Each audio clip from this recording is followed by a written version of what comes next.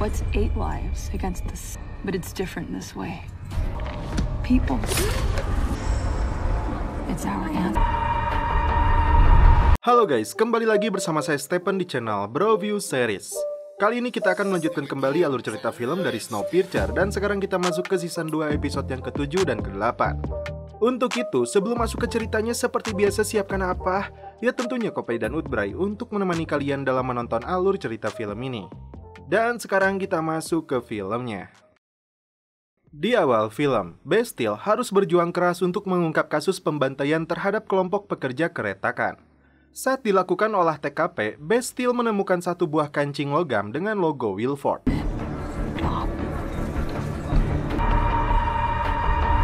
Just one night where I close my eyes, where I don't feel so alone.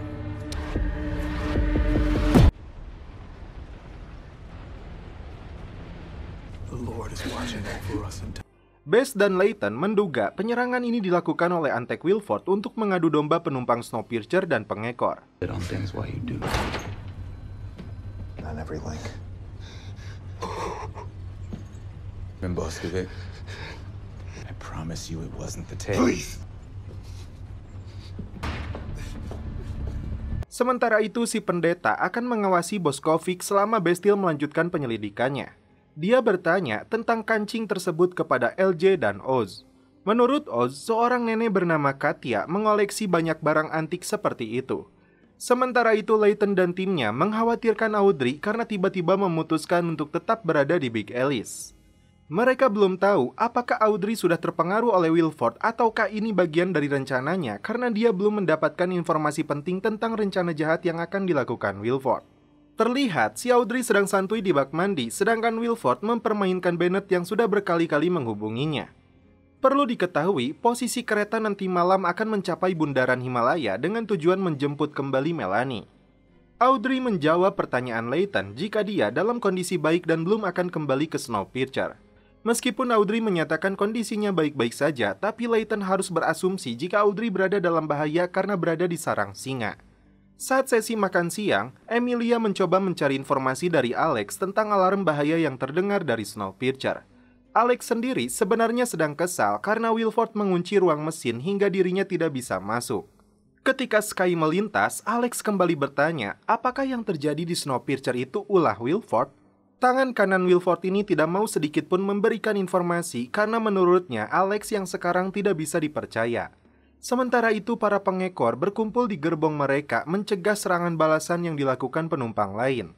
Meskipun merasa tidak bersalah melakukan tindakan pembantaian itu, tapi konflik yang terjadi sebelumnya dijadikan alasan jika gerbong ekor adalah pelakunya. Murray dan rekannya berencana untuk mencari rekan-rekan mereka yang terjebak di gerbong depan. Di sisi lain, sikap tidak normal alias gangguan jiwa diperlihatkan si Pike yang sebelumnya telah membunuh Terence bahkan setelah dia mencukur habis rambutnya. Kericuhan kembali terjadi saat si Bokovic tak sengaja bertemu dengan Murray. Hey, we get together. I don't want any trouble. Kill you!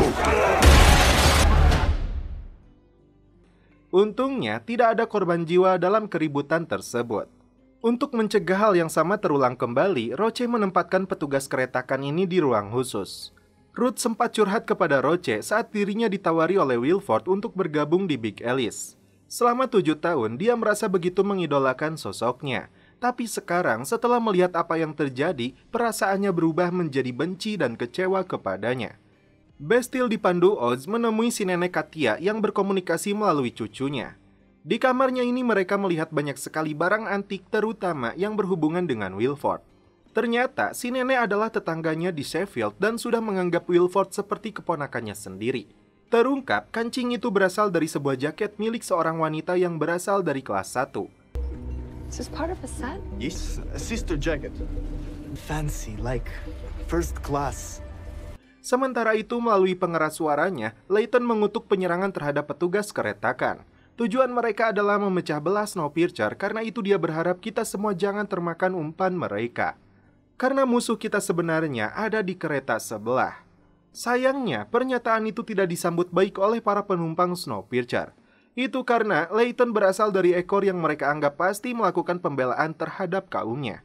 Sementara itu, Audrey mencoba membujuk Wilford untuk saling jujur terhadap rencananya. Wilford jelas menginginkan Audrey selalu berada di sisinya. Tapi dia menemukan obeng yang digunakan untuk membuka kotak komunikasi dengan tujuan menyadapnya. Audrey mengakui itu, tapi rencana itu dia batalkan karena dia percaya Wilford tulus kepadanya. Tapi sialnya, Wilford tidak semudah itu dibodohi. Dia langsung membawa Audrey menemui seseorang yang sedang terganggu mentalnya. Tak diduga, pria itu ternyata adalah Kevin. Where are we going? You see, Joseph. a poor member of my crew has got.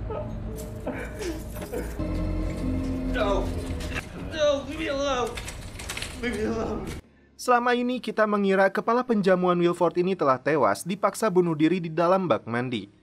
Audrey diperintah Wilford untuk menyembuhkan gangguan mentalnya. Situasi makin memanas, penumpang ekor menjadi kambing hitam dan sasaran atas tewasnya 8 pekerja keretakan. Layton sendiri membujuk Pike yang terganggu pikirannya untuk kembali ke ekor demi keselamatannya. I take comfort. I got your back. Now you're a target. Nobody reckon. Check the ledger. Proven. Pike's favor. Marked.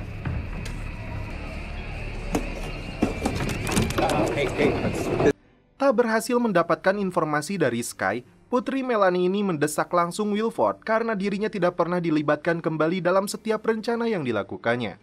Wilford balik mengancam Alex karena dia tahu diam-diam telah mengajak Melanie untuk melihat kamarnya.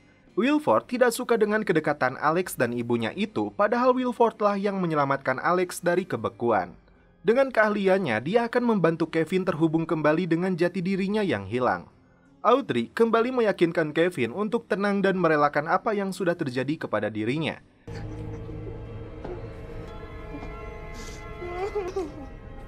I understand, don't you want to be rid of this pain?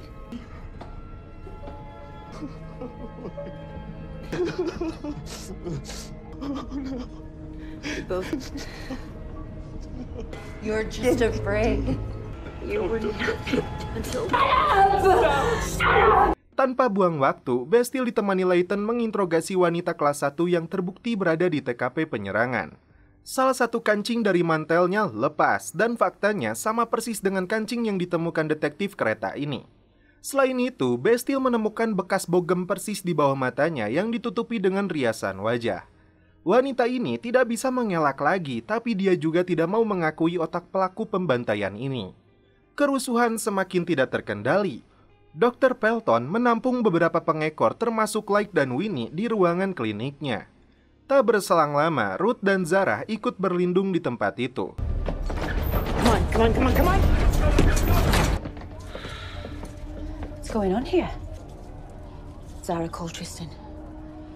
Ruth baru tahu jika bocah ini adalah anak dari Susan, wanita yang dia potong lengannya hingga akhirnya meninggal dunia. Saat Tristan datang memberitahu mereka situasi yang sedang terjadi, tiba-tiba Winnie menghilang. Winnie? Oh my God. You're in charge. Don't you let anyone through. Dia sempat bertemu dengan Pike, tapi tiba-tiba para penyerang berdatangan dan langsung mengajar Pike. Winnie langsung berlari dan bersembunyi di gerbong pemantauan. Untuk pertama kalinya, bocah ini melihat indahnya pegunungan Himalaya di luar sana.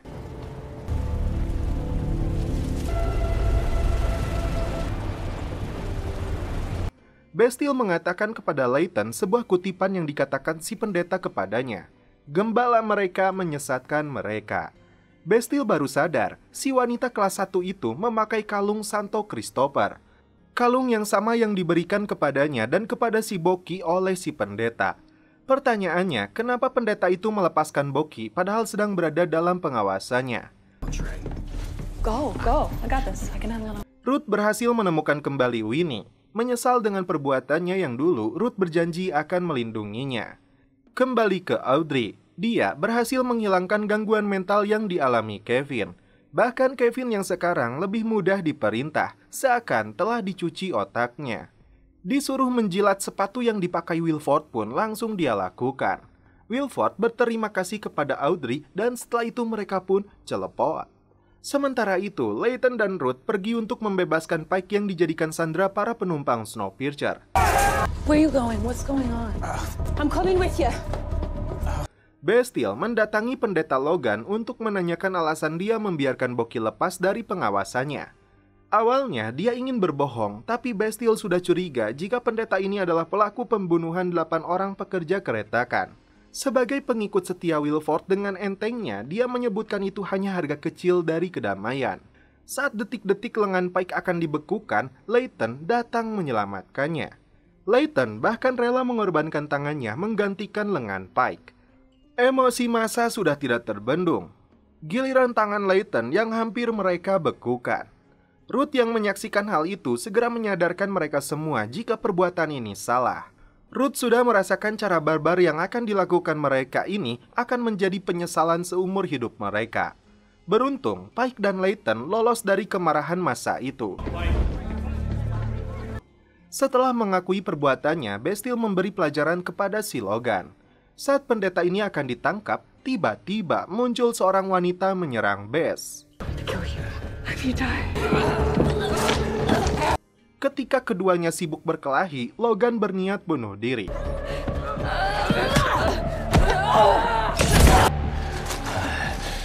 Setengah kepalanya sudah membeku saat Bestial mencegah tindakannya itu.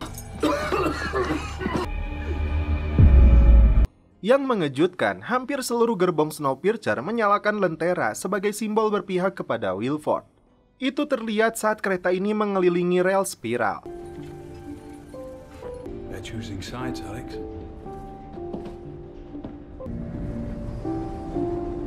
What does it mean?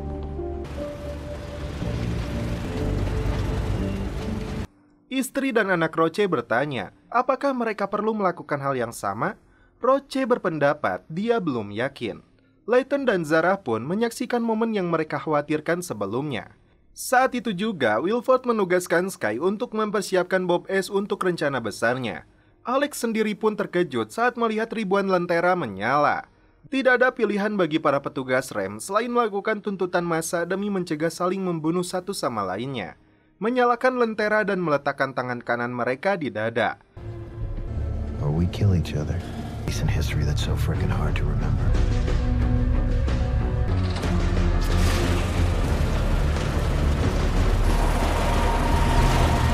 Jika sebagian dari mereka menunjukkan 3 jarinya, itu adalah sebagai simbol dukungan terhadap Wilford.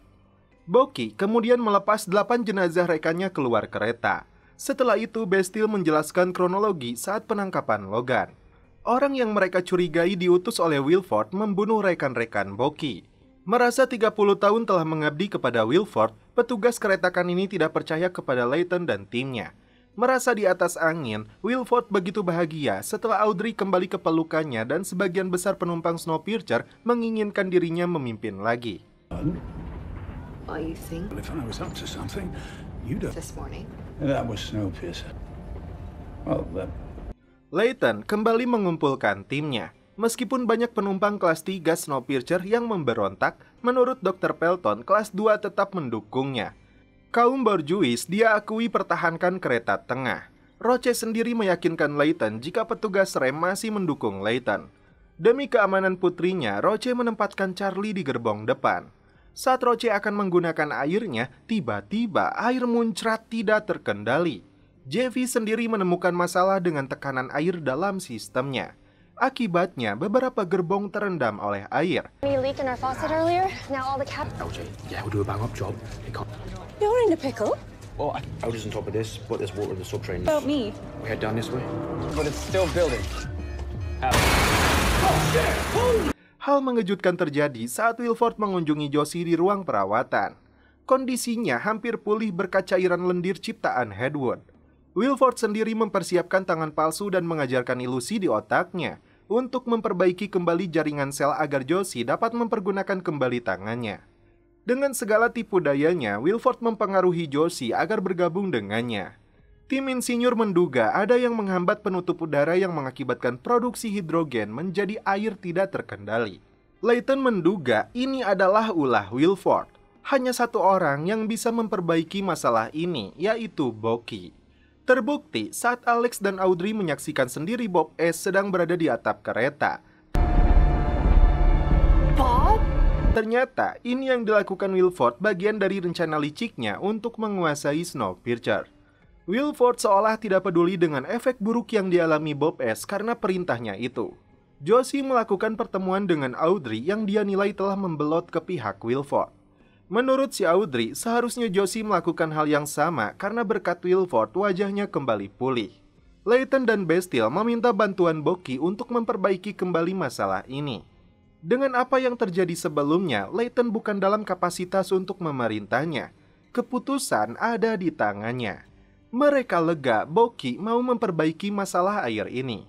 Josie mendatangi Bob S untuk meyakinkan monster ini hidupnya lebih mulia dari hanya menjadi senjatanya Wilford. Dr. Hedwood mendengar pernyataan Josie itu. Dia sepertinya sepaham tapi tidak bisa berbuat banyak karena tekanan dari Wilford. Josie mulai paham jika kondisi yang dialami Bob S sama persis dengan dirinya. Untuk membuktikan itu, Josie mengeluarkan tangannya keluar kereta. Benar saja, tidak sedikit pun tangan Josie terluka atau membeku. Untuk memperbaiki masalah penutup udara itu, Ben terpaksa memperlambat keretanya. Alex sangat kecewa karena itu artinya rencana mereka untuk menjemput Melanie akan terlambat. Dengan pakaian pelindungnya, Bucky keluar dari kereta dan menemukan sebuah besi yang menghalangi penutup udara.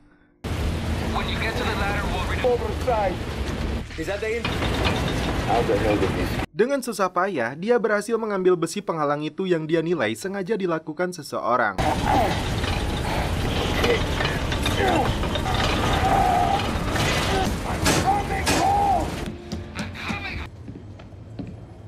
This was no accident. Somebody went down before me. Koin Wilford yang sebelumnya dia terima sebagai penghargaan dari Wilford, dia berikan kepada Layton untuk dijejalkan ke bokongnya. Pernyataan Bucky itu menunjukkan jika kini dia percaya Wilford lah yang telah mempermainkannya. Roche dan anak buahnya harus bekerja keras akibat perlawanan kaum pemberontak yang kini memihak Wilford. Selain itu, mereka juga mendengar jika penjaga yang selamat dari revolusi sedang membangun kembali komandonya. Di sisi lain, Anne sangat ketakutan karena jumlah penentang Layton jauh lebih banyak dari pendukungnya. Anne pun meragukan hal yang sama, tidak sependapat dengan suaminya ini yang teguh membela Layton yang dia nilai berada di posisi yang benar. Meskipun berasal dari kasta yang jauh berbeda, LJ merasa sudah cocok dengan Oz, begitupun sebaliknya mereka sama-sama merasa nyaman. Keduanya tidak bisa memungkiri satu sama lainnya saling menyukai dan setelah itu mereka pun celepot. Tim insinyur menemukan masalah dalam otak mesin kereta ini, tepatnya sistem automasi digital industri Wilford yang berfungsi untuk mengirim dan menerima ribuan pesan per detik. Meskipun tidak diberitahu, Alex menganalisa sendiri rencana yang dilakukan bosnya. Paku rel yang dimasukkan oleh Bob S faktanya tidak hanya merusakkan sistem air, tapi otak kereta ini. Akibat yang ditimbulkan merusak rel yang sangat berperan penting untuk kereta ini. Modul harmonik itu tidak bisa diperbaiki dan harus diganti. Jika tidak, kereta akan runtuh. Bisa kalian tebak, hanya Wilford lah yang punya cadangannya. Sesuai dengan prediksinya, Wilford mendapatkan umpan itu. Layton mengumpulkan timnya. Hanya satu pilihan mereka, yaitu membawa Wilford diam-diam ke ruang mesin Snowpiercer. Jika pendukungnya tahu Wilford yang berjasa mengatasi masalah ini, dipastikan Layton akan jatuh. Jika rencana ini tidak sesuai dengan harapannya, Layton akan menembakkan Suar. Meskipun sudah diam-diam dibawa menggunakan kereta luncur, tetap saja ada seorang pekerja yang melihatnya. Saat Wilford mengeluarkan suku cadangnya, Ben dan Jeffy mencoba melakukan kalibrasi kembali, namun yang terjadi, kerusakan mesin semakin parah. Your engine would die on you and friends to see you again. Sooner or later, they'll know I was here saving the day. I think they got it. How would you? CPU. This is an input. Shit. Mereka baru tahu jika Melanie sebelumnya telah meretas sistem ini karena itu modul utama yang dibawa Wilford tidak bisa meminta sistem. Waktu mereka hanya beberapa menit lagi sebelum seluruh mesin ini akan mati total. Hanya satu cara untuk memperbaikinya, yaitu menggunakan Big Alice untuk mendorongnya. Langkah pertama yang harus mereka lakukan adalah memutuskan mesin bogi secara manual. Ibaratkan aki mobil yang soak, mobil tersebut harus didorong untuk menyalakan mesin. Itulah yang terjadi dengan Snowpiercer.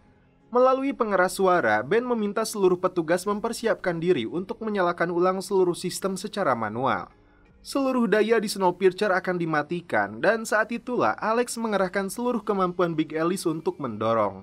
3 minutes before we hit critical. Okay, I'll try. I'll push. down in 5, 4.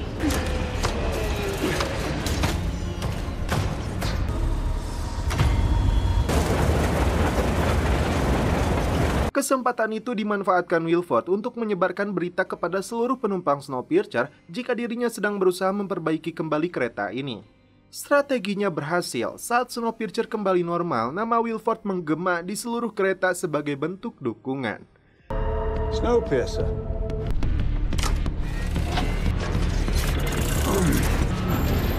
Ben, get ready to...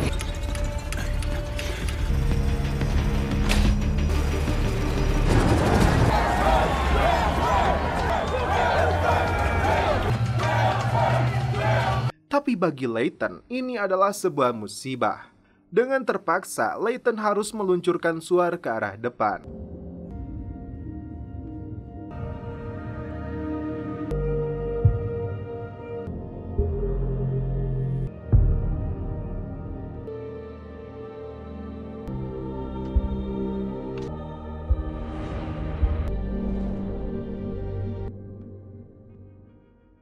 Layton harus rela ditangkap dan rencananya akan dipindahkan ke Big Alice. Hanya satu hal yang Layton khawatirkan, yaitu ekor yang sebelumnya dia janjikan kemerdekaan. Selain itu, Layton masih berharap bisa menyaksikan anaknya lahir. Roche berjanji akan mencari cara untuk membantunya. Zarah meminta Layton untuk bertahan dan tidak menyerah. Tak diduga, Roche sendiri menyaksikan istri dan anaknya ditempatkan di sebuah laci yang berada di Big Alice. Ini dilakukan sebagai bentuk intimidasi kepadanya karena membela Layton. Untuk pertama kalinya setelah 7 tahun lebih, Wilford kembali menguasai Snowpiercer. Apakah Snowpiercer akan berubah menjadi lebih baik ataukah makin buruk di tangan Wilford ini? Film berlanjut ke episode selanjutnya.